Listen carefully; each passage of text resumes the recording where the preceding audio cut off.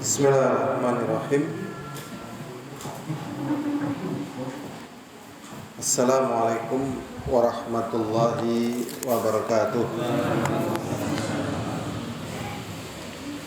Innal hamdalillah nahmaduhu wa nasta'inuhu wa nastaghfiruh wa na'udzu billahi min shururi anfusina wa min sayyiati a'malina. May yahdihillahu fala mudilla lahu wa may yudlil fala hadiya lahu. Asyhadu an la ilaha illallah wahdahu la syarika lahu wa asyhadu anna Muhammadan abduhu wa rasuluh. Allahumma salli wa sallim ala Muhammadin wa ala alihi wa ashabihi wa man tabi'ahum bi ihsanin ila yaumiddin wa ba'd. Semoga bermanfaat. Kita ingin kembali mengingatkan, insyaallah sekarang kita sudah masuk tanggal 1 bulan Dzulhijjah.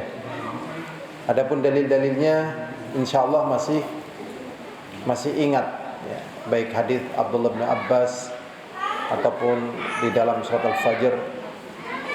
Kemudian para ulama sepakat bahwasanya di hari-hari ini tentunya lebih utama daripada ya, awal bulan Ramadan ya. Kemudian ada sedikit khilaf di kalangan para ulama bagaimana di 10 hari terakhir di bulan Ramadan.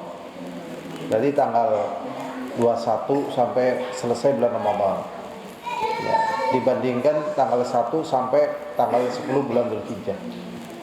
Ada khilaf sedikit, tetapi ternyata para ulama menguatkan lebih utama ya tanggal 1 sampai tanggal 10 bulan Dzulhijjah dibandingkan 10 hari terakhir di bulan Ramadan. Berarti luar biasa ya, luar biasa ya. Jadi ya, kita diperintahkan untuk berbuat baik ya. Wa fa'alil khaira la'allakum tuflihun. Kerjakanlah kebaikan, semoga kalian menjadi orang yang beruntung.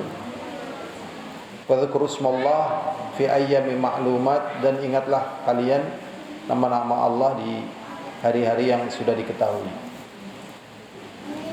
Berbuat baik di sini dijelaskan oleh Syekh Muhammad bin Shalih Al-Utsaimin, bisa silaturahmi, berzikir, baca Quran, ya, bersedekah, puasa, tahlil, tahmid, ya, takbir. Jadi banyak sekali. Jadi yang mungkin kita kerjakan dengan ya kita mohon kepada Allah ya, dengan durasi dan kekuatan yang lebih ya.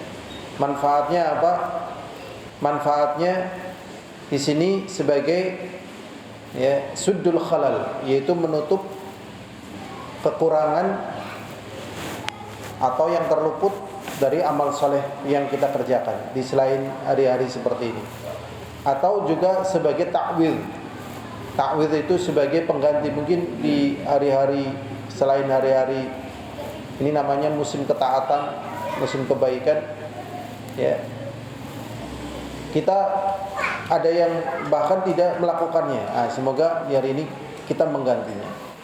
Kalau misalnya di hari-hari yang lain ternyata kita sudah semangat segala sesuatunya ya, baik waktunya, tenaganya, perhatiannya, ya, berarti di sini sebagai peningkatan. Jadi memang demikianlah Allah hikmahkan, ada ya stressingnya ya, ada penekanannya, ada keutamaannya sesuai dengan kehendak Allah di dalam menentukan waktunya. Tinggal kita mengambil kesempatan di waktu-waktu yang memang Allah tentukan, di mana kita meningkatkan ibadah dibandingkan di hari-hari lainnya.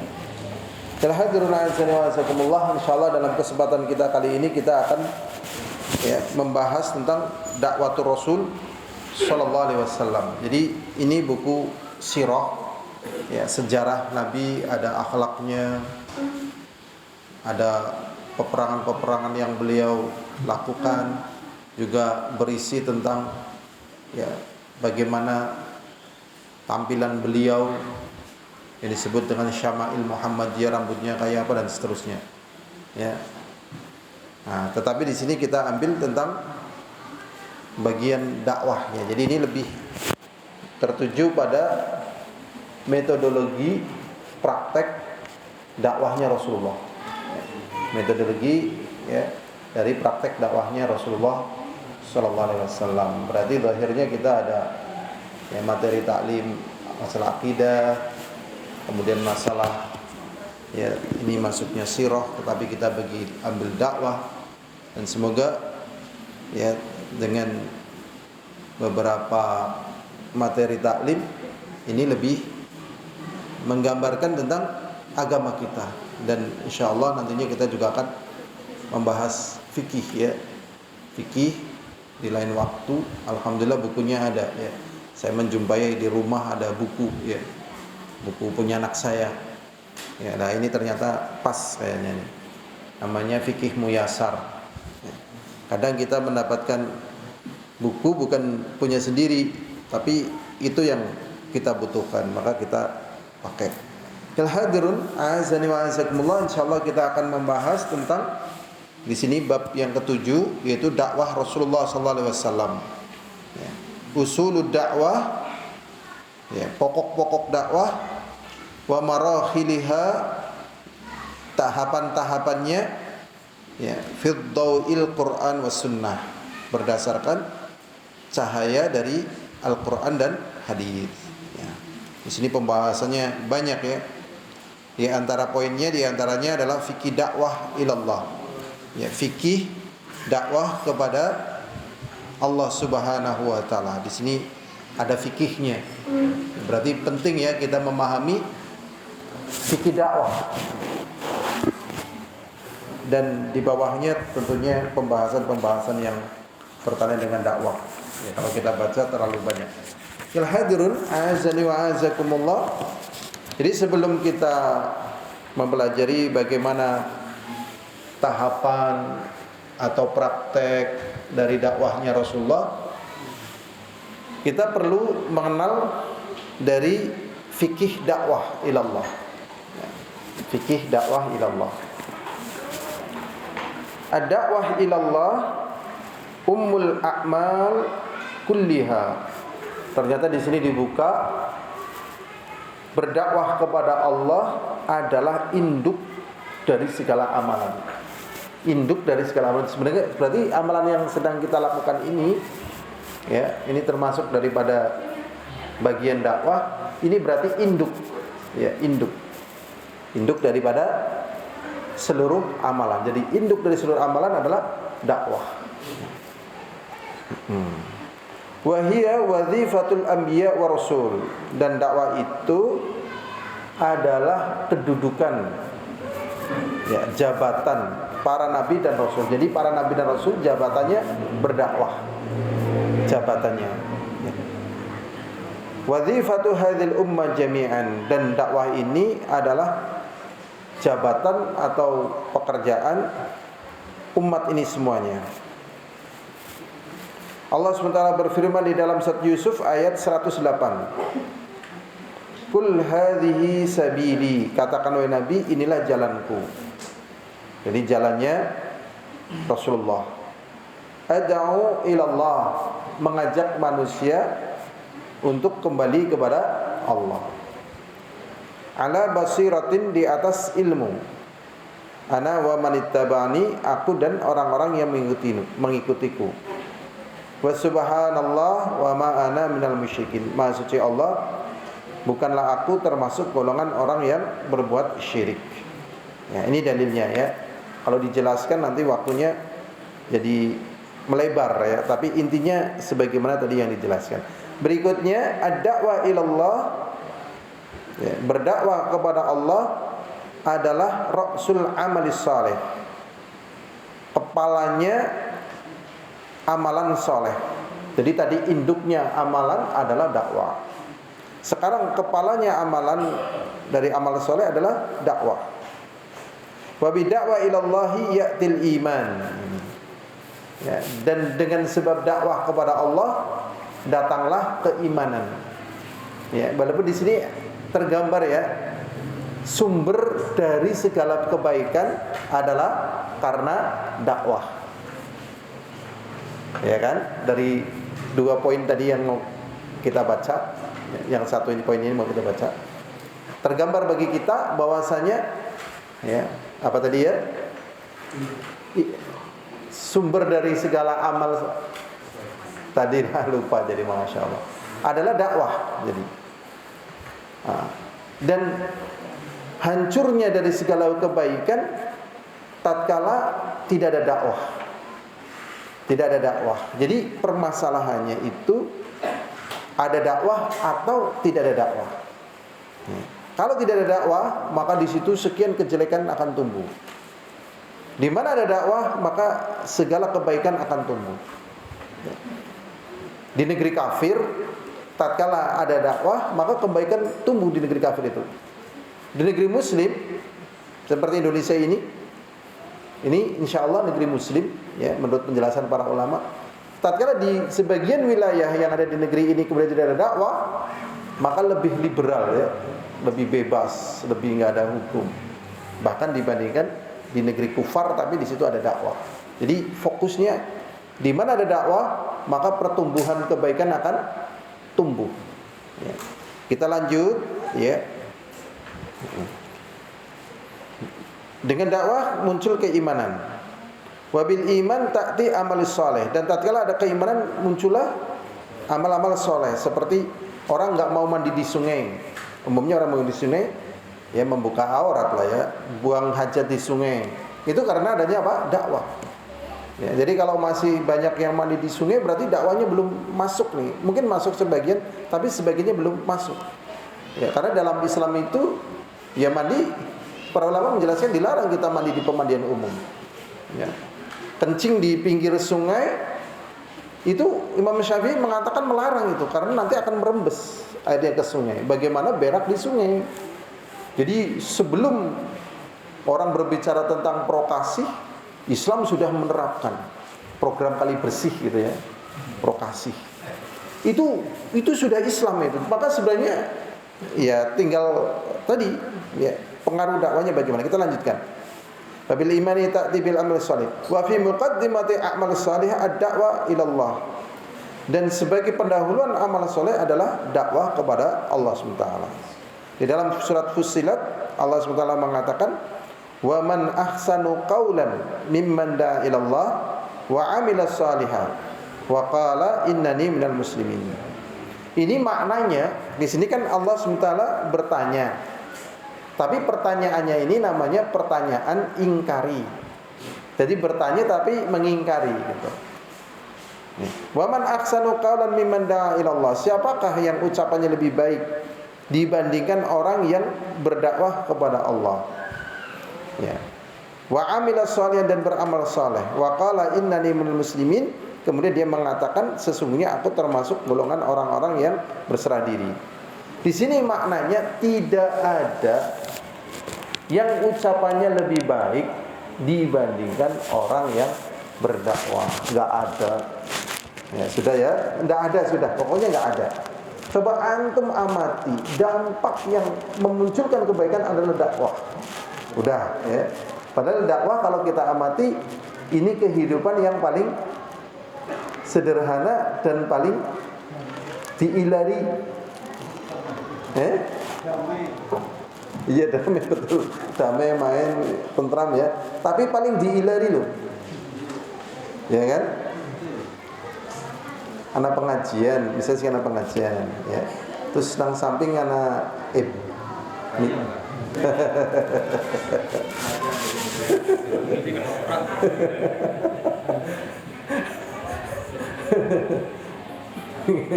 ya betul. Nek jaman gemen layar tancap. Segi akeh sing ngaji. Gimana betul? Masya Allah. Tapi memang Allah yang menjaga, jadi tetap akan ada yang menghidupkannya, ya. Tapi jadilah ya sebagai orang yang berdakwah kepada Allah. Kita lanjutkan. Jadi di sini tidak ada yang ucapannya lebih baik daripada orang yang berdakwah kepada Allah dan beramal saleh. Wa idza qamat dakwah ila Allah jaa bil iman finnas. Dan apabila dakwah kepada Allah tegak keimanan di kalangan manusia. Jadi gini gambarannya, Arab kan kemudian ya dugdeng lah, ya. Istilahnya tempatnya wong bahasa Jawanya wong gento nggih mboten. Nggih mboten Arab lho. Gento apa ngertos Pak Kasmin? Gento nggih. Dan sebagainya lah. Nggih kan? Sekarang kita nyari orang gento di Mekah sulit loh. Orang gento, geng motor, klub malam, aduh sulit. Betul itu. Karena saya ngamati, iya ya bisa loh. Dengan kehendak Allah, sebatas yang kita lihat kan, ya kalau ada maksud kan kita nggak tahu ya. Tapi sebatas yang kita tahu, malam itu nggak pernah tidur, ya malamnya nggak pernah tidur, sibuk untuk kegiatan ibadah, Pak. Nggak pernah tidur, Pak. Masya Allah. Ini kan satu keistimewaan, keajaiban yang ada di dunia ini. Ini penting untuk diketahui. Ya. Jadi kaum muslimin, maaf, jangan taunya cuma Bollywood sama Hollywood gitu loh. Tapi kalau pengajian betul nggih? Napa mandan ngerti? Agak ngerti napa mboten? Kadang masyarakat loh, mungkin pengajian enggak ya alhamdulillah. Kadang orang kan kenalnya Bollywood, Hollywood dan sebagainya. Ya Allah. Ini loh tempat-tempat yang harus kita kenal, harus kita ketahui. Kita lanjutkan lagi ya hadirun azani wa ansakumullah. Jadi tersebarnya keimanan di kalangan masyarakat karena adanya dakwah. Ya, karena ada dakwah. Nah, kadang pejabat-pejabat itu memunculkan kata-kata keimanan gitu. Ya, tokoh-tokoh dan sebagainya munculkan keimanan. Dari mana mereka muncul seperti itu? Ya mungkin pas kecil pernah ngaji. Ya pernah ngaji di TPQ gitu, pernah ngaji kayak gitu, terus temancep. Ya. Mungkin enggak pernah ngaji tapi pernah ngaji terus temancep ingat. Oh ya. Ngaruh. Ya ngaruh gitu ya. Masya Allah. Kita lanjutkan lagi ila hadrun azani wa azakumullah. Tsumma ja'at a'mal salihah. Kemudian muncullah amal saleh. Tsumma salahat ahwaluhum. Kemudian jadilah baik keadaan mereka. Jadi keadaan yang jelek menjadi baik ya karena sebab dakwah. Makanya orang-orang yang membela kebatilan paham betul bahwasanya yang akan menghancurkan kebatilan itu ya dakwah-dakwah itu. Walaupun dakwahnya itu selembut ya mungkin paling lembut, tetap ini paham ini kalau ini enggak dihentikan ya kebatilan akan hilang. Makanya para nabi, orang yang paling sabar, orang yang paling lembut, orang yang paling baik, mereka adalah orang yang paling dijegal. Ya, karena kebatilan itu paham, kalau ini nggak dijegal, kebatilan akan tumbang. Al-hadirun azani wa azakumullah. Maka jadilah baiknya keadaan mereka. Tsumma radhiyallahu anhum, kemudian Allah ridha pada mereka. Tsumma as'adahum fi hayatihim, kemudian bahagialah mereka dalam kehidupan mereka. Maaf ini ya, banyak artis-artis itu muncul dari keluarga muslim. Nah ini penting untuk memperbaiki ya dakwah. Ya, dari keluarga muslim kok muncul jadi artis. Padahal artis itu kalau kita lihat pengakhiran hidupnya rata-rata su'ul khotimah. Ya, padahal artis itu ya Allah, tadi sebutkan di sini ada taklim, di situ ada artis coba. Yang banyak datang ke ustadz atau ke artis yang membuka aurat coba. Iya kan? Bahkan kadang pejabat rela bareng bersama artis itu tapi merasa tidak mungkin bersama orang yang ngajar ngaji, coba bayangkan, ya kan? Padahal kalau kita lihat, kalau mereka nggak taubat, kebanyakan mereka adalah su'ul khatimah, mati gasik dan seterusnya lah ya, terhina karena perkara yang lainnya lah yang kita nggak tahu. Nah, berarti dengan dakwah ini memunculkan orang-orang yang hidupnya akan bahagia. Kenapa Mbak? Baru ikut kerumuh berikut Mbak. Artis yang menurut sholat ya apa sih? Belajar kok viral malah beritanya. Ustadz dah jarang sedih viral ya kan. Ismati ya bisa alhamdulillah. Makanya di sini penting dakwah loh ya. Jadi kuat-kuatan ya.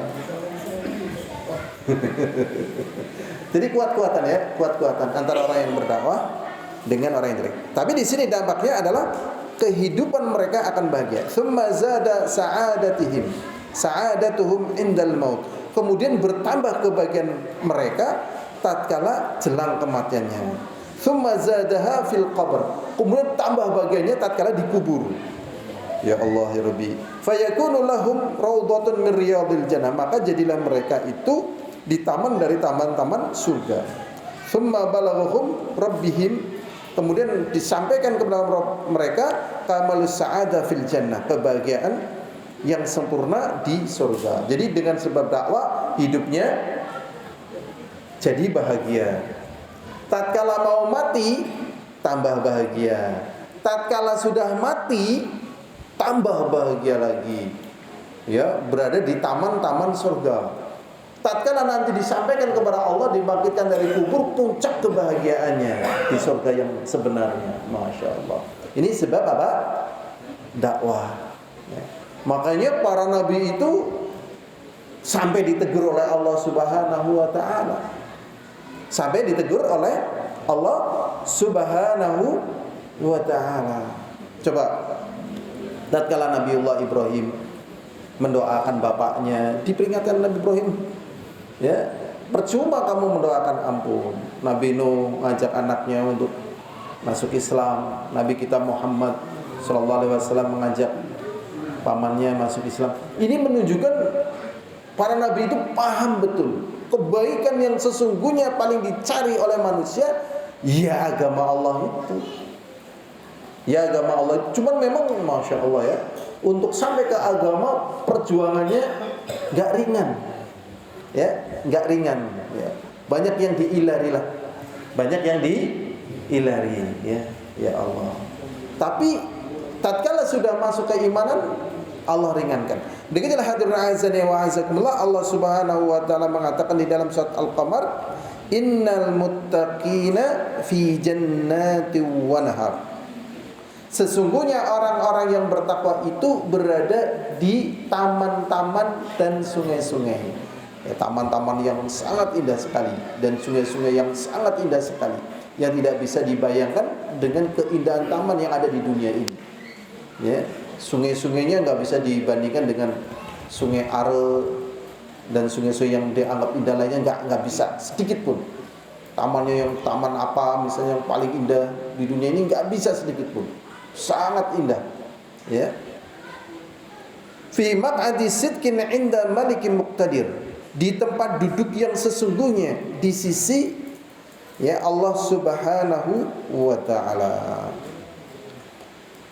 Berikutnya wa bi ghairil iman wal 'amalu shalih habitun. Nah, kalau enggak ada dakwah, maka enggak ada iman. Otomatis pejere arep mangkat perang nggih kiye nyong titip jimat. Nah, iya kan? Padahal perang jihad ini kan pahalanya besar, malah dititipi apa? Jimat. Ya, astagfirullahaladzim. Kowe arep ujian kemen gampang gawa uya, ya kan? Jare kowe iki dadi bendahara kelas, ki brambang karo bawang disuk natas. Lah men ngapa? Men tuyule orang merek. Lah ya kan? Ya Allah ya Rabbi, dan itu secara turun temurus berjalan. Weteng wis menten gede. Pirang bulan kowe? 7, Mbak. Dijaga. Penting ki. Lah sing jaga kepriye, Mbak? Karo gunting. Nah, karo gunting. Mbah. Wis tua malah marahi ora bener. Mbah jerene nyong nakal banget, Mbah. Kepriwe? Ya pantas wong gemben ke lareawan, ki ayu nyeng-nyenge loro, ngero bocah lareawan unyeng-unyenge loro, udele bodong. Lah, dadi pas ora apa-apa. Esuk tegawekna bubur abang. Mbah poro-poro marai bener malah marai kebli linger. Kira-kira tidak ada dakwah maka nggak kenal iman. Tatkala nggak kenal iman maka tidak kenal amal saleh. Bahkan seluruh amal saleh itu hancur. Wasahibuhu khasir. Sedangkan pelakunya akan menjadi orang yang merugi. Allah SWT berfirman di dalam surat Az-Zumar ayat 56 sampai 66. Walaqad uhiya ilaika, wahai Nabi, sungguh-sungguh uhiya ilaika, aku wahyukan kepadamu, wa ilal ladzina min qablika, dan kepada orang dan kepada nabi-nabi sebelummu, la in asyrakta la yahbatanna amaluk, jikalau kamu berbuat syirik seluruh amalanmu rontok. Lah kenapa? Karena enggak ada dakwah. Tatkala enggak ada dakwah, yang nggak ada iman. Tatkala enggak ada iman, bahkan amal solehnya juga rontok. Jadi ada amnimisme, dinamisme dan seterusnya karena nggak ada dakwah. Ya, nggak bisa dibayangkan loh ya. Ternyata hal klinik itu sebenarnya terjadi di seluruh dunia. Ingat loh ya, klinik itu terjadi di seluruh dunia. Intinya nggak ada dakwah, di situ muncul khurafat, tahayul dan seterusnya lah, ponco-ponconya. Ya, masih ingat kisahnya bahasa Jawa itu pilak sinang jidate Michael Gorbachev. Nah itu. Jadi ternyata mereka meyakini, oh ki doi anak pilake gitu. Akhirnya menjadi presiden Rusia gitu. Itu ternyata ya Allah. Jadi ya Allah, baik ateis tadi yang begituan lah ya, yang klinik dan seterusnya, intinya karena nggak ada dakwah. Jadi bangsa dunia, bukan bangsa Indonesia ya, bukan bangsa Indonesia ya, apalagi Purwaganda, Kang Mumun, alah, nang peta orang keton mbok tapi bangsa dunia ini menderita sebenarnya karena nggak ada dakwah. Teknologinya, ya Allah, kita sampai nggak, ya kita nggak mampu lah otak kita, ya. Tapi ya kesel gitu loh, kesel. Ini yang namanya nggak barokah, ya. Ini yang namanya apa? Nggak barokah tingkat internasional. Tiwas kesel orang hasil penderitaan teringat sepanjang zaman. Teringat, tetap teringat itu. Kita lanjut, ya. Jadi la in asyrakta la yahbatanna amal. Jikalau kamu berbuat syirik ya rontok amalmu. Wala takunanna minal khasirin. Sekali-kali kamu jangan termasuk jadi golongannya orang merugi. Di Jepang dulu ada yang namanya harakiri. Jadi gagal wis pokoknya harakiri, bunuh diri gitu. Ada juga harakiri masih ada atau enggak saya nggak tahu. Ya. Tetapi ada juga dulu ya, di Jepang itu ada satu keyakinan orang tua kalau sudah sepuh dibuang. Di India juga demikian, ya Allah. Astagfirullahaladzim. Beda banget dengan kisahnya Uwais al-Qarni. Biyunge sing nini digendong Kang Yaman Mekah nggih haji coba. Jajal siki kita gendong ninine dhewek. Kang omah meng Purwogondo gelem apa ora? Mlaku lho. Aja becak, aja numpak motor. Ngaji sepekan sekali digendong. Jangan dibuat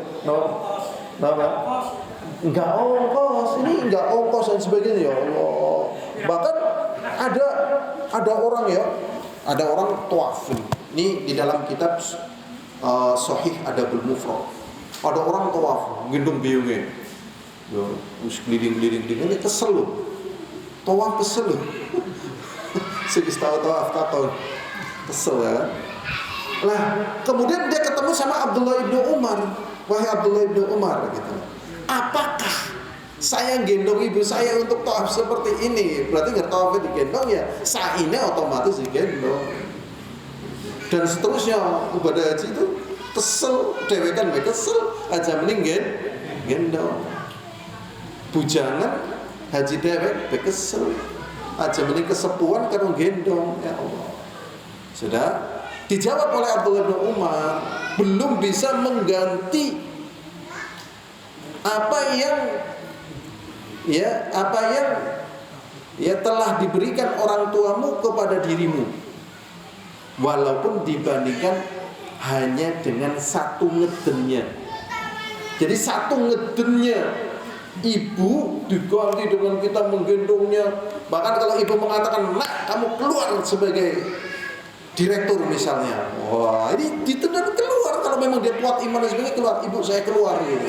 Kenapa kamu keluar? Saya minta, lu bayaranmu gede, enggak apa-apa, saya cari lagi bisa, yang penting ibu senang gitu. Masya Allah. Itu dibandingkan dengan satu ngedennya itu nggak imbang gitu. Masih mahal ngedennya seorang ibu, karena nilai ngedennya itu kalau kita teliti-teliti nilainya surga. Ngedennya seorang ibu terhadap bayi yang ada di kandungnya nilainya adalah apa? Surga. Kenapa? Karena orang tidak mungkin bisa masuk surga kecuali harus hidup di dunia terlebih dahulu. Coba kalau ibunya ngambek, ngono bayar metu ya ngono, ora ya ngono, men aku meneng bae. Jor mati ya ngono. Iya kan? Kalau ibunya ngambek kayak gitu loh. Ibunya kan pokoknya mukule metu wae, yang sing mati ya ora apa-apa.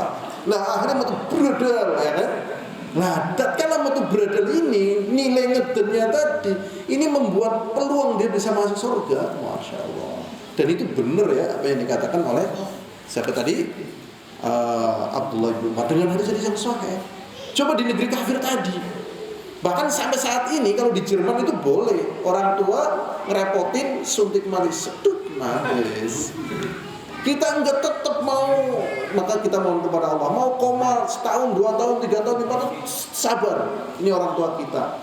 Dan ini bukti kesabaran kita setelah dilahirkan. Berat apa enteng? Wah, abot loh. Abot loh. Rumah orang tua seperti itu loh, berak di sini. Dan ini pengaruh dari apa? Dakwah. Sebenarnya maaf, rumah-rumah jombo itu juga pengaruh tidak adanya dakwah. Karena kalau tahu dakwah ngapain dilempar ke rumah jombo, ya kan? Karena kalau lempar rumah jombo sekian banyak pahala yang mau dia terima dengan berbakti sama orang tua hilang. Masa harus membuang pahala, harus bayar? Ya mending kita yang nggak kerja, yang kerja karyawan, kita ngurus ibu, orang tua kita ini. Nah tapi kan kadang ibu dolim, kadang ibu jahat, kadang bapak juga jahat, menyakitkan. Buang, maafkan. Kalau kita masih berpikir ibu kita pernah dolim, ibu kita pernah jahat, ibu kita, ya kapan kita mau bakti? Kita lanjutkan lagi, hadirun azani wa azakumullah. Balillaha fa'bud. Bahkan kepada Allah lah kalian beribadah. Wa kum minasyakirin. Dan jadilah golongan orang-orang yang bersyukur. Dan tidak mungkin orang bisa bersyukur tanpa iman, tanpa ilmu, nggak mungkin abadan. Ya, jadi nggak mungkin orang bisa bersyukur tanpa iman, tanpa ilmu. Dan itu semua sebabnya adalah dakwah. Contoh, ya memang kalau kita kembali ke kehidupan para salaf itu, ya Allah ya Rabbi ya, kedalaman ilmu mereka luar biasa. Jadi ada kisah begini. Ada seorang sahabat sudah tergeletak dalam posisi tangannya sudah buntung, kakinya buntung gitu. Dalam keadaannya namanya kondisi. Dan ternyata dia melihat dalam posisi seperti itu anaknya dimakan binatang buas. Ya karena posisi dia juga nggak bisa berbuat apa-apa. Jadi nggak bisa menolong alias saudara. Tapi tatkala ada yang jenguk, ternyata tidak ada kesedihan pada dirinya. Dia terus bersyukur kepada Allah. Bersyukur dari sisi mana? Dari sisi kenikmatan yang Allah masih berikan kepada dirinya. Padahal penderitaannya sangat banyak. Yaitu dia masih bisa berzikir kepada Allah, masih ingat kepada Allah, masih mengagungkan Allah. Bayangkan. Kalau bukan karena iman sih dipikir apanya coba? Anaknya dipangan binatang buas. meriang orang asing tilik dan seterusnya kan. Umumnya orang kan meratapi derita yang dia rasakan tanpa mengingat sisi lain dari kenikmatan yang dia dapatkan. Nggih napa mboten? Nggih. Jadi tidak mungkin bisa bersyukur tanpa apa? Ya tanpa ngaji lah, tanpa adanya dakwah. Maka di sini oleh Allah katakan wa kum minasyakirin, dan jadilah kalian termasuk golongan orang-orang yang bersyukur. Berikutnya hadur azani wa azakumullah. Di sini ternyata ya dalam poin mengenal fikih dakwah ada pembahasan wal jihadu naw'an. Jihad itu ada dua. Ya, jihad itu ada dua. Yang pertama jihadun husnu lidzatihi. Jihad yang secara zatnya dari jihad itu baik. Jadi jihad itu udah secara jihad itu sendiri udah baik. Yaitu apa? Wa huwa da'watu ilallah, yaitu berdakwah kepada Allah, ngajak-ngajak manusia untuk menjadi hambanya Allah, menjalankan ibadah. Wa ta'limu syara'illah, dan mengajarkan syariat agama Allah. Wal ihsan ilal khalqi, dan berbuat baik kepada makhluk. Ya intinya dakwah. Ini jihad yang bagus secara zatnya. Allah SWT mengatakan di dalam surat Furqan, fala tuti'il kafirina wajahidhum bihi jihadan kabira. Allah Subhanahu wa taala mengatakan janganlah kalian mengikuti jejak orang kafir. Memang orang kafir itu di dalam perjuangannya, di dalam dakwahnya, di dalam propagandanya kamuflase gitu loh. Jadi memang naudzubillah min dzalik, kamuflase kayak fata morgana. Tampilannya, gayanya, baik gaya makannya, gaya hidupnya, semuanya itu bohong-bohongan. Semuanya adalah apa? Bohong-bohongan. Kalau mereka mau jujur, hati mereka sebenarnya remuk loh, kosong. Tetapi karena mereka menampilkan kamuflase, banyak yang mengikuti jejaknya orang kafir. Gini apa mboten? Dari sisiran rambut, dari gaya, dari semuanya pokoknya yang dilakukan oleh orang kafir kayaknya lebih mantap. Istilah-istilahnya dan semuanya, ya Allah. Sedangkan Allah SWT mengatakan jangan ikuti mereka, jangan sudah. Bahkan Allah mengatakan kepada kaum mukminin, dan perangilah mereka dengan jihad yang besar. Jihad yang besar itu bukan dengan pedang tombak, bukan, tetapi dengan dakwah. Jadi sebarkan ilmu. Ya, tatkala disebarkan ilmu, maka kekufuran, kesengsaraan, penderitaan dan kesalahpahaman itu akan turun gitu. Ya, akan turun. Maka dikatakan sebagai jihad yang besar. Wajahidhum bihi jihadan kabira. Wa hadza jihad a'la anwa'il jihad. Dan jihad ini, berarti dakwah ini sebenarnya jihad yang paling tinggi. Jihad yang paling apa? Tinggi. Ya, yang paling tinggi. Makanya wallahualam gitu ya, jarang orang yang tertarik. Loh, akeh sing ngaji. Zaman dulu itu seorang syekh itu, satu orang syekh itu santrinya sampai 35.000. Sehingga tatkala dia ngajari muridnya itu naik kuda. Jadi untuk menuju satu yang sana sini gitu. Saking banyaknya. Imam Ahmad dulu kalau ngaji penuh gitu, hampir senegara itu ngaji semuanya.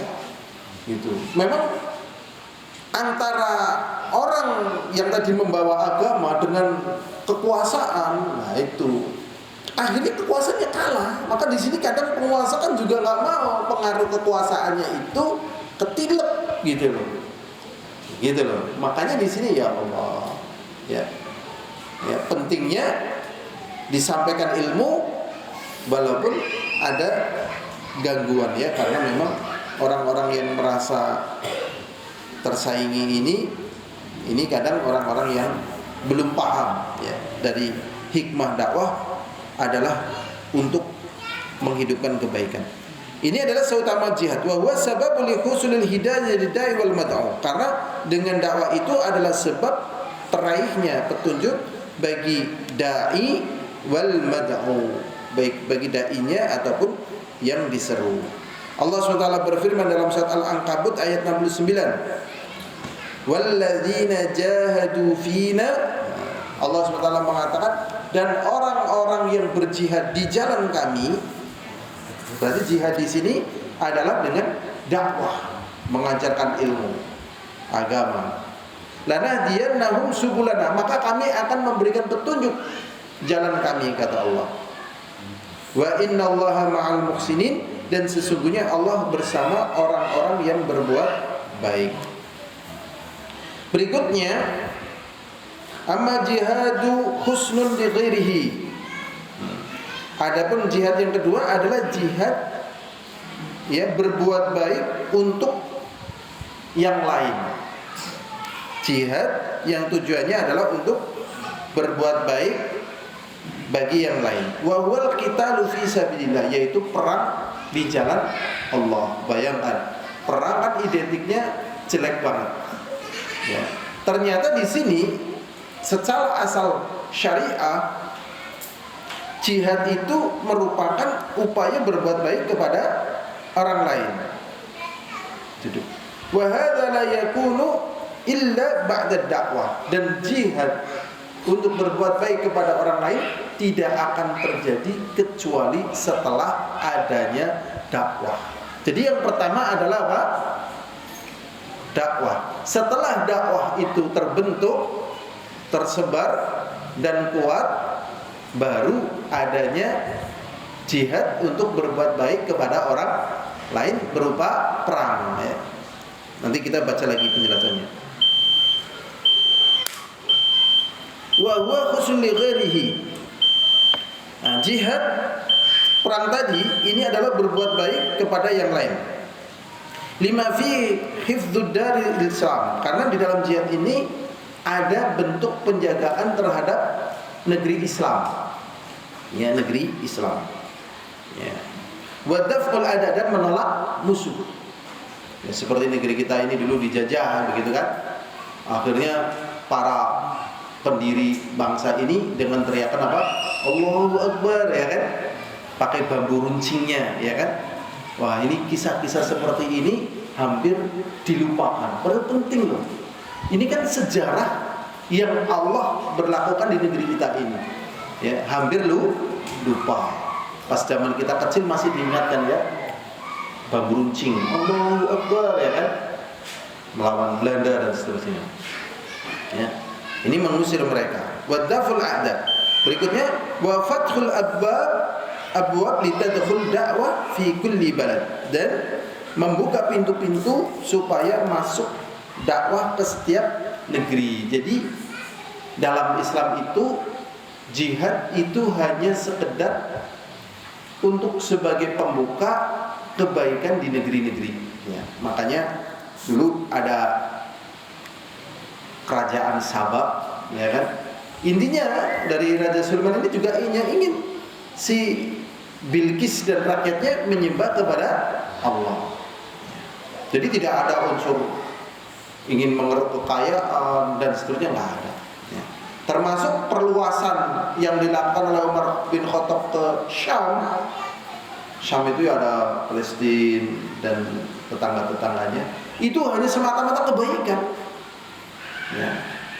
Dan tatkala para pendeta-pendeta yang ada di Syam, yang ada di Palestina waktu itu ditawari, kamu mending dalam kekuasaannya kaum muslimin yaitu Umar bin Khattab atau ikut Mesir. Akhirnya para pendeta itu menyerahkan kunci gereja-gereja mereka kepada Umar bin Khattab. Loh, kenapa? Karena mereka yakin kalau kaum muslimin tidak bakalan berbuat zalim terhadap mereka. Loh, inilah sebab tersebarnya Islam ke seluruh penjuru dunia gitu ya. Ya. Cuman kita kadang kurang informasi bahwasanya di seluruh penjuru dunia ini ada saudara kita muslim yang mendakwakan ya pendahulu-pendahulu kita, bukan kita. Kita malah nggak tahu infonya. Nah, ini tujuan jihad tadi adalah membuka pintu-pintu kebaikan di setiap negeri. Allah SWT berfirman dalam surat Al-Baqarah ayat 193, wa qatiluhum. Ini ayatnya bagus banget ya. ternyata beda pemaparan ayat, beda hasilnya.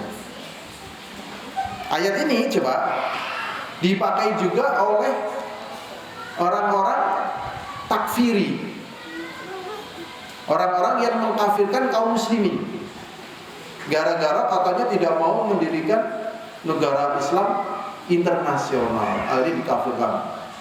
Nah, di antara dalil yang mereka pakai adalah ini juga di antaranya. Waqatiluhum, dan perangilah mereka. Tetapi dalam pembahasan ini bahwasanya jihad itu tadi dalam rangka membuka kebaikan. Ya, sama-sama lafaznya waqatiluhum, dan perangilah mereka hatta la takuna fitnah, sampai tidak ada fitnah. Fitnah di sini adalah kesyirikan.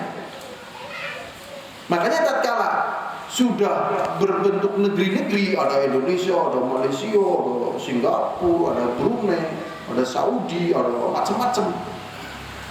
Dakwah pengajian bukan dakwah perang begitu. Bukan dakwah perang. Ya, karena memang seperti ini yang terjadi. Walaupun asalnya dunia ini dalam satu kekhilafahan. Ya. Dunia ini dalam satu apa? Kekhilafahan. Jadi Indonesia wali negeri, Irak wali negeri gitu. Semuanya wali negeri lah, khilafahnya sama. Tapi tatkala sudah menjadi negeri-negeri yang semacam ini, ya sudah, itu negeri kita dan kita saling menghargai dengan negeri-negeri yang lain dari negerinya kaum muslimin. Nah, bagaimana dengan kita taat? Ya, kita taatnya kembali kepada petunjuk Rasulullah. Petunjuk Rasulullah karena ini berlaku sampai hari kiamat. Jadi di sini lebih tertuju ya sebagaimana penjelasannya. Waqatiluhum hatta la takuna fitnah, sampai tidak ada syirik, fitnah. Wa yakunu dinu lillah, dan jadilah agama itu milik Allah.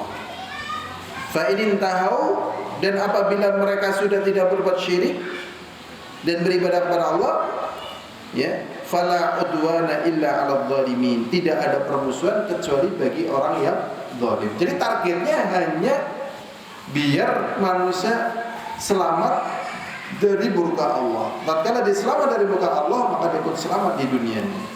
Ini daripada jihad yang kedua, berbuat baik kepada yang lainnya. Sudah selesai pembahasan, kita meningkat lagi, yaitu wa da'wa ilallah laisa khutban, dan berdakwah kepada Allah bukan hanya khutbah. Nah, di sini disebutkan berdakwah kepada Allah bukan hanya apa? Khutbah saja. Wa mawa'idhan atau nasihat-nasihat, petuah-petuah. Wa durusan, dan pelajaran-pelajaran. Ya, pengajian-pengajian, bukan hanya sekedar itu. Bal ia khulqun karim, bahkan akhlak yang bagus itu juga masuk dalam kategori apa? Dakwah. Jadi memang orang beriman harus sesuai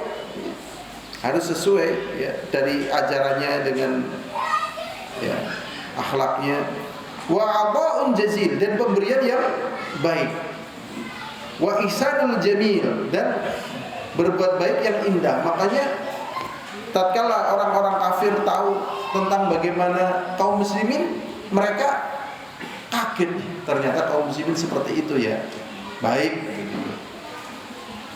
Nah, adapun mereka benci kepada kaum muslimin karena mereka itu sudah dapat berita jelek turun-temurun dari moyang mereka. Nih yang namanya orang Islam begini seperti ini. Ya, ternyata kaum muslimin tidak seperti itu. Wa ihsanun jamil, dan berbuat baik yang indah. Wa rahmatun bil khalqi, dan berbuat rahmat kepada makhluk. Wa rifqun bin nas, dan berbuat lembut kepada manusia. Wa tawadhu'un lahum, dan tawadhu kepada mereka.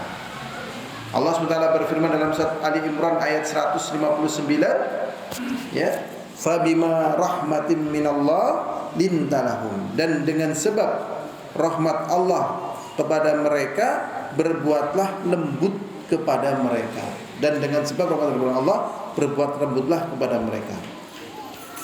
Berbuat lembut. Walau kunta faddan ghalidhal qalbi lam faddu min hawlik, dan jikalau engkau berhati kaku, jikalau engkau berlaku kasar dan berhati kaku, lam faddu min hawlik, niscaya mereka akan pergi dari sekitarmu.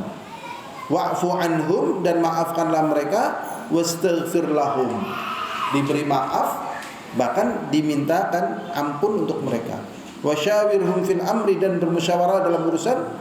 Fa idza azamta fatawakkal 'ala Allah, dan apabila engkau sudah bertekad maka bertawakallah kepada Allah. Innallaha yuhibbul mutawakkilin, sesungguhnya ya Allah mencintai orang-orang yang bertawakal. Berikutnya, wahiyya kadzalika badzalu kulli syai'in min ajli din, demikian pula mencurahkan segala sesuatu karena agama.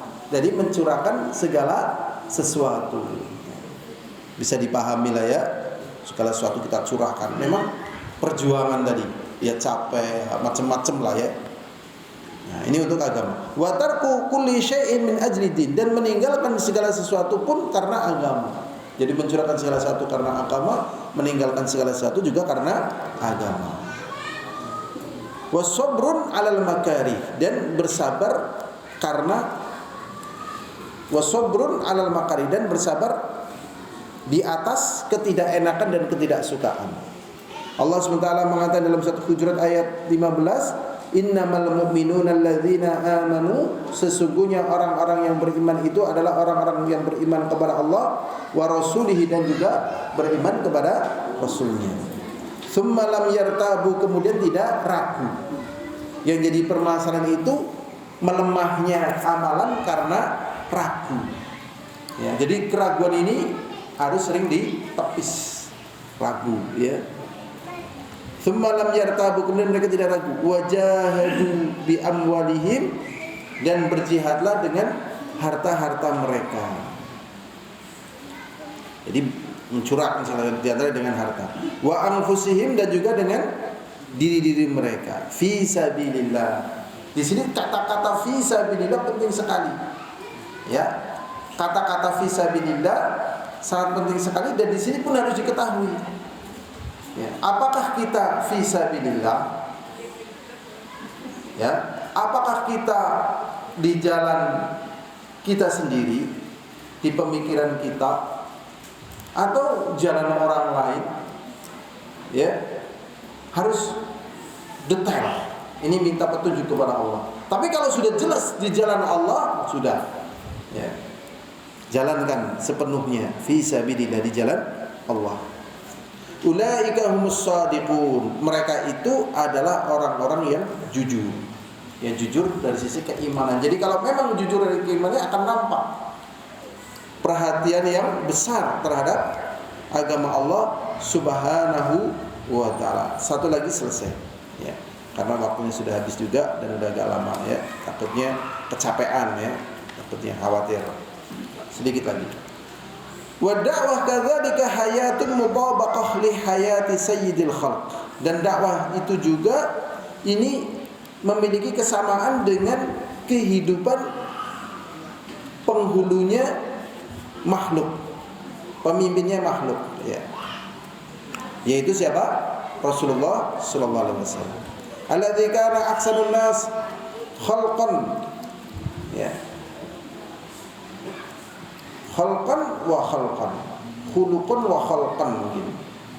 Yang Nabi Muhammad SAW itu berbuat baik kepada manusia, baik secara akhlaknya ataupun secara ya, sikapnya pada mereka. Di sini khalqan wa khuluqan.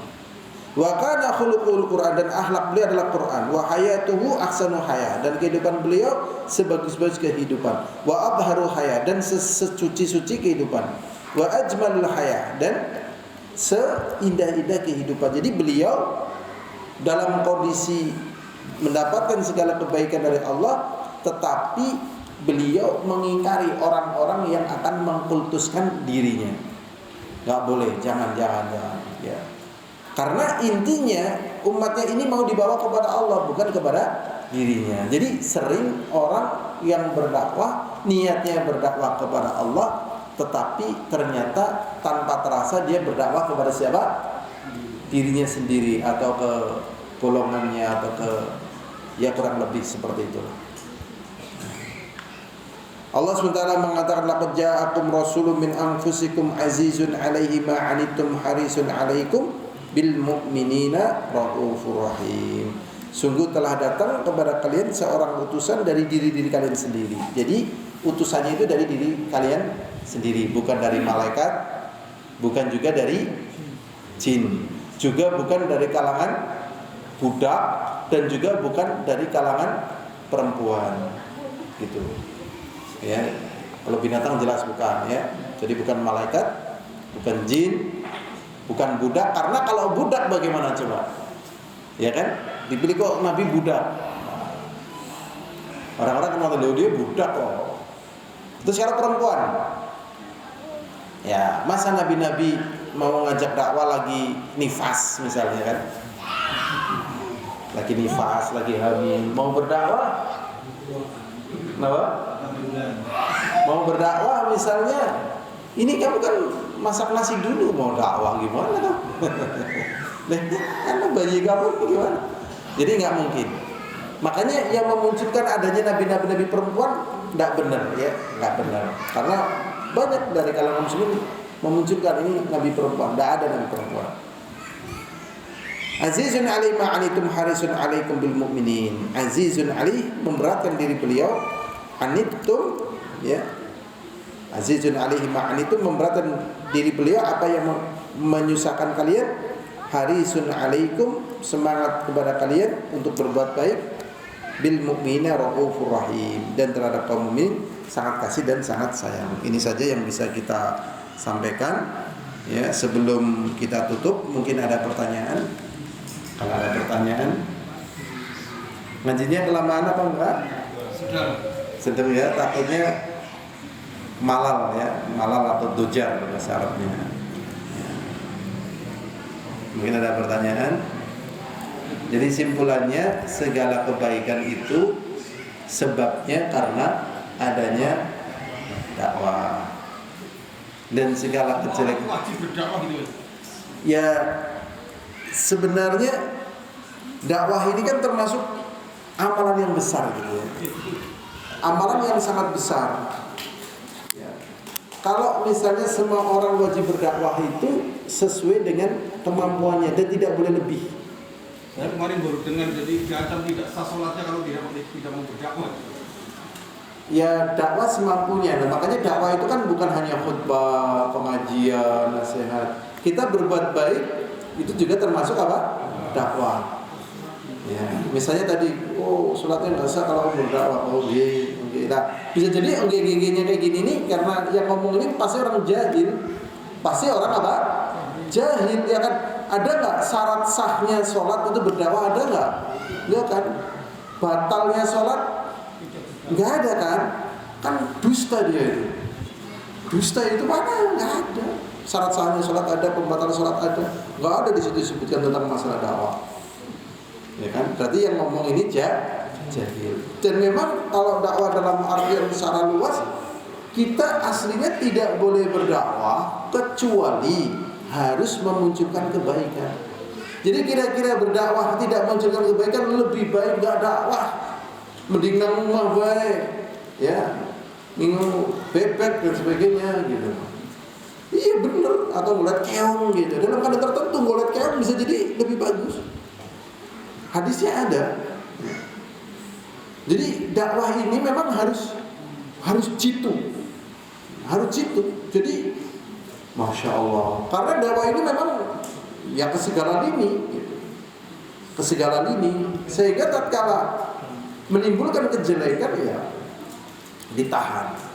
Nah, jadi tatkala orang berdakwah, kalau enggak kebaikan murni, ya kebaikan yang lebih kuat. Kalau misalnya dikhawatirkan akan munculnya kejelekan, tahan. Jadi orang yang berdakwah itu harus umpan papan. Mungkin ada lagi pertanyaannya? Maksud dari hadis dari ruang walu ayah itu maksudnya apa? Jadi balighu anni walau ayah, ya memang tatkala kita punya ilmu disampaikan. Begitu, ya kan? Bahkan siapa itu namanya Al-Imam Hasan Al-Basri, beliau mengatakan tatkala beliau mengatakan ya, tatkala marahi ngaji itu ternyata yang diwarai ngaji itu rese gitu kan, enggak nurut dan sebagainya, bisik. Akhirnya beliau mengatakan begini, wallahi demi Allah saya tidak akan mengajarkan ilmu ini. Maksudnya dia kecewa, ini perhatiannya enggak sesuai gitu kan. Kalau aku tidak tahu tentang sebuah hadis yang mengatakan man katama ilman anjamahullahu bilijamin minan nar. Barang siapa yang menyembunyikan ilmu, maka Allah akan belenggu dia dengan belenggu api neraka. Jadi tatkala kita tahu kebenaran disampaikan. Ya, walaupun satu ayat dari perkara yang kita tahu. Tetapi kalau tidak tahu jangan. Yang sering itu kan apa ya, mengembang gitu loh, mengembang dari ilmu yang dia tahu. Kalau secara ilmu agama, mereka-mereka yang baru masuk Islam itu nggak disuruh ngaji, nggak disuruh marahi ngaji itu enggak. Yang baru-baru hijrah itu nggak disuruh karena memang agama itu jelimet loh. Lah akhirnya agama yang demikian agung, dakwah yang demikian agung, malah jadi siapa saja bisa berdakwah dalam keadaan yang luas, sing lucu-lucu, ya kan? Dan ini nggak bisa lagi gini-gini. Tatkala dia belum, ini setelah ini. Jadi tatkala dia belum mengetahui hal-hal yang tepat dari agama, yaitu akhirnya muncul fenomena umat. Jadi umat itu akan seperti siapa yang mendakwahkannya. Umat itu akan seperti umat yang mendakwahkannya. Karena dia ngajinya, lah yang penting kan sholat rubu-rubu gedang bedadi, ya kan? Sing sholatnya seminggu besar ya main, daripada sing setahun bisa. Sing tahu bisa ya main, daripada sing ora tahu sholat. Sing ora tau salat ya main, tasih gelem maca syahadat tatkala mantenan. Ya Allah. Kan jadinya ini runyam agama ini, enggak punya wibawa, enggak punya power. Jadi powernya enggak ada ya karena orang-orang yang main itu enggak tahu kapasitas yang ada. Jadi begini. Di awal dakwah Islam, kejayaan Islam itu luar biasa. Sehingga menguasai Persia dan Romawi dalam kurun waktu yang enggak lama, 100 tahun. Ternyata setelah 100 tahun ini, setelah Hijriah itu, musuh Islam paham, nangkene letak kelemahannya. Muncullah para filsuf, para ahli cerita, ya, dulu istilahnya ahli kisah. Sekarang yang mungkin ahli narasi gitu.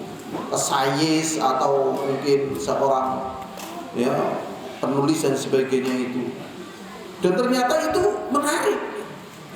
Nah, ternyata tatkala mereka tampil, akhirnya kalau Islam zaman dulu tontonan jadi tuntunan, itu terjadi. Tontonan jadi tuntunan, ya sudah. Wah, mending ngaji karo kae.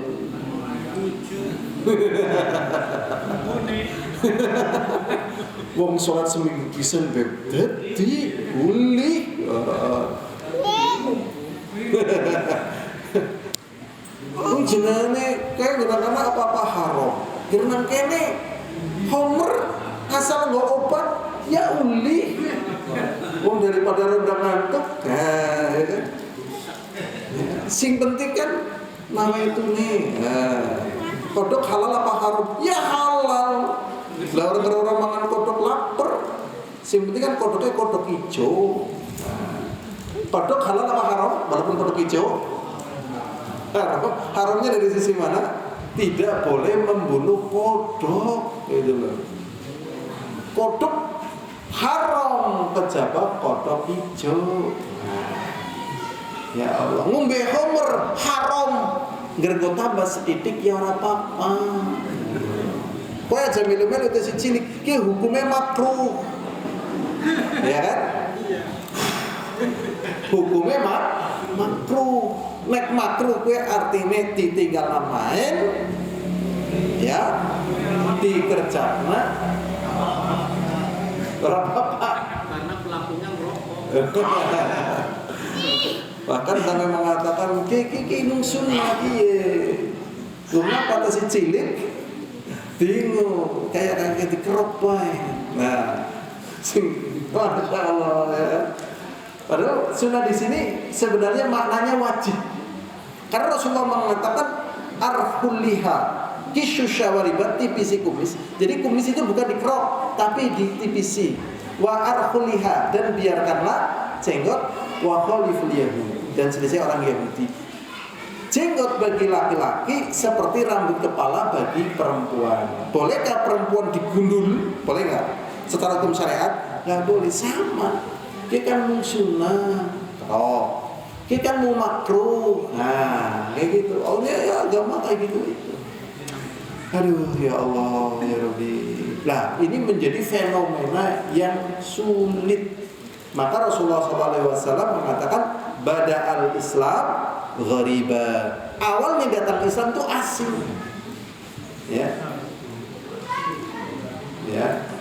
Bada'al Islam ghariba fa sayaudu ghuraba, dan nanti akan kembali asing. Fatuba lil ghuraba, dan nanti akan kembali asing. Ya seperti ini sebenarnya kita sudah masuk dalam keadaan asing. Ya. Dalam keadaan asing, makanya tadi kita perbandingan ya. Sebagaimana tadi yang tadi sudah. Ini saja, wallahu a'lam bishawab. Alhamdulillah alamin. Assalamualaikum warahmatullahi wabarakatuh. Waalaikumsalam warahmatullahi